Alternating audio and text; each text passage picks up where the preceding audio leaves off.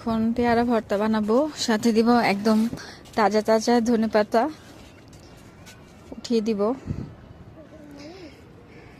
লবণ মরিচ খেও না, ঝাল লাগবে। হ্যাঁ,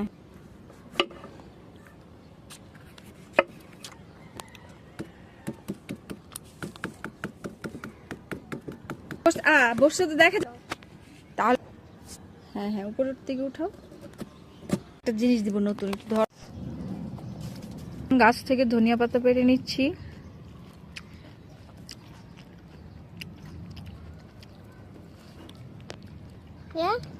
যে অল্প কিছু নিয়ে নিলাম, দেখি একটু সরো।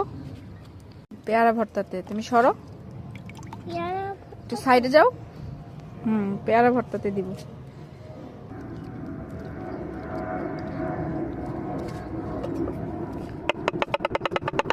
কুচি কুচি করে নি, হ্যাঁ, তাহলে খেতে বেশি ভালো লাগবে।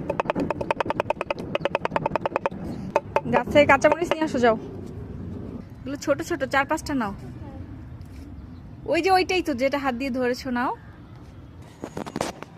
এই যে ছোট ছোট কয়েকটা কাঁচামরিচ নিয়েছি, কারণ আমরা এখানে গুঁড়ো মরিচ দিয়েছি, এই জন্য কাঁচামরিচের বেশি প্রয়োজন নাই। তারপর ফ্লেভারের জন্য দিলাম।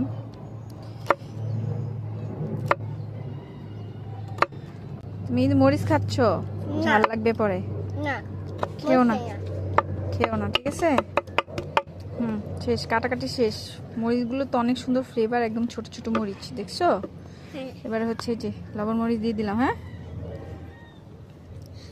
মিশিয়ে দিয়েছি। হ্যাঁ, এখান দিয়ে খাওয়া অসুবিধা নাই। এটা অত বেশি ঝাল লাগবে না, তুমি খেতে পারবা। দাঁড়াও, সরিয়ে দিই না। এই যে এটা থেকে খাও। অসুবিধা নাই, খেয়ে দেখো, অত বেশি ঝাল না, আমি বললাম তো। তাহলে তুমি এমনিতেই খাও, পেয়ারাগুলো লবণ লাগবে না। যে মাখছি, পুরো জিভে জল চলে আসছে মাখতে মাখতেই।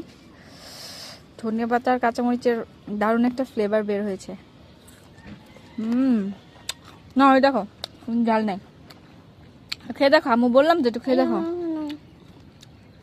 তাহলে এটা খাও না, এটা খাও। দারুণ হয়েছে ভর্তাটা।